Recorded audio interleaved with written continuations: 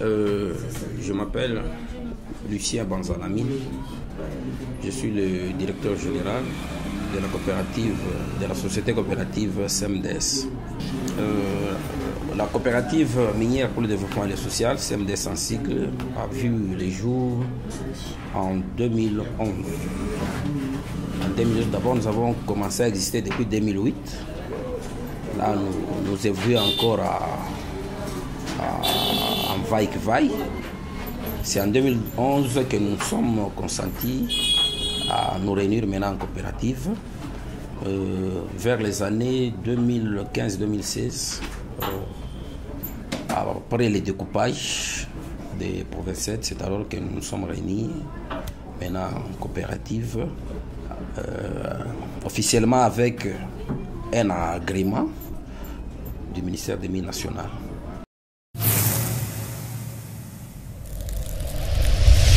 D'abord, c'est mon métier, c'est ma passion.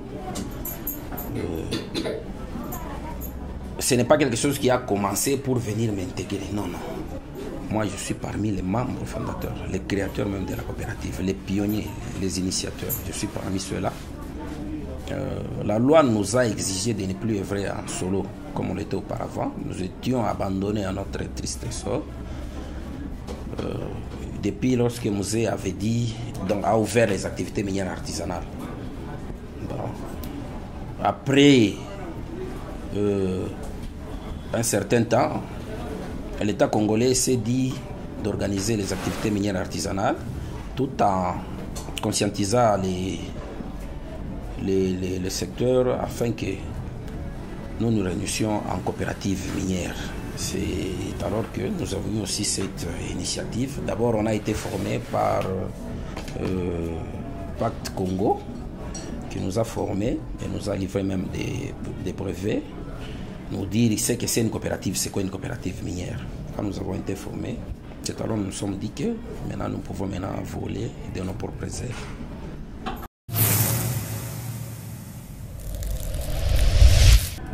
Oui, effectivement, nous recueillons différentes personnes venant de différents lieux, avec différentes manières, différentes habitudes.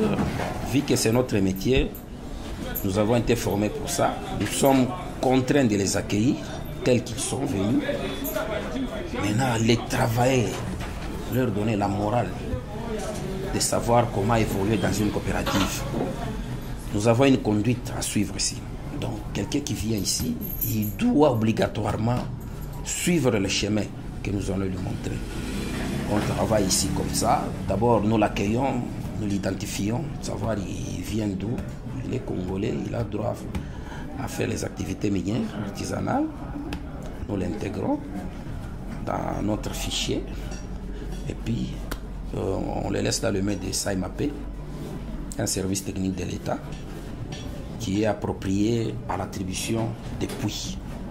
Nous l'accompagnons, nous accompagnons aussi SAIMAP. Et une fois que le creuseur a son puits, il a son négociant, entre autres son sponsor, il évolue, mais quand même nous l'accompagnons.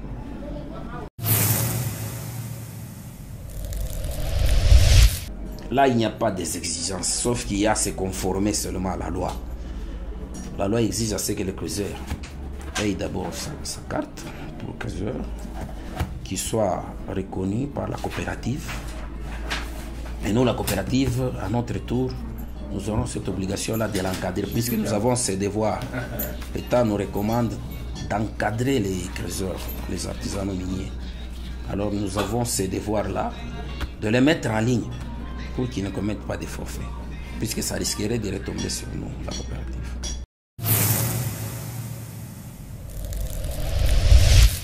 Par exemple, pendant cette période pluvieuse, nous sommes vraiment menacés par les eaux usées des pluies provenant de KCC derrière nous et Comis à ma droite devant moi ici.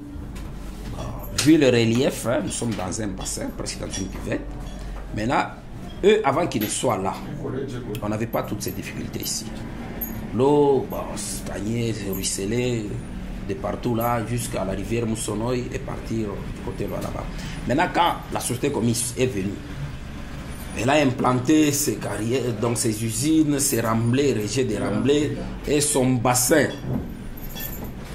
qui accumule beaucoup d'eau, surtout quand il pleut abondamment là. Maintenant, la société profite d'ouvrir ses robinets pour que l'eau coule vers notre carrière. Ça inonde les puits, ça causait même des morts. Nous avons déploré ça maintes fois. On a écrit, on a saisi le ministère des Mines, ça MAP, la division des Mines. Jusque-là, rien n'a été fait. Nous étions contraints, au lieu que nous fassions justice nous-mêmes, non, en tant intellectuel et responsable, nous étions contraints d'aller maintenant à la justice. Nous avons déféré la société commise à la justice au parquet général. Jusqu'à présent, nous sommes en train de comparaître. Quant à KCC derrière nous, c'est la même chose. Vous pouvez voir, il ne pleut pas comme ça, mais vous voyez l'eau en train de couler. KCC ouvre ses robinets. Je ne sais pas, ce sont des puits de forage qu'il fait là-bas. L'eau entre ici, jusqu'à dans les puits. Ça a encore tué d'autres gens là-bas. Ce sont les difficultés que nous connaissons ici. Entre autres aussi, il y a la baisse sensible de métaux, le cobalt. Là, nous avons subi une baisse sensible de nos membres, les creuseurs. Bon. Les cuivres, nous les produisons aussi, mais pas en grande quantité comme le cobalt. Alors, vu que les cobalt ne s'achètent pas convenablement, le prix vraiment est à la baisse. Alors les creuseurs, comme ils sont nomades, migrateurs, bon, ils ont jugé mieux de partir là où ils veulent, là où ils pouvons bien se retrouver en cuivre. Ce sont les difficultés aussi que nous avons. Mais lorsque le cobalt est à la hausse, là nous travaillons sans difficulté. Vous pouvez constater même il y a plusieurs de nos dépôts sont restés vides parce que les creuseurs ne travaillent plus le cobalt, puisque ça s'achète à un prix très bas, que les creuseurs ne sauront même pas subvenir à ses besoins. Alors ils ont abandonné les puits. Quand même, nous avons eu le devoir de couvrir les puits avec les tôles, soit avec les bâches, dire que la saison, c'est soit quand le cobalt sera encore à la hausse, ils pourront revenir et retravailler encore dans leur puits.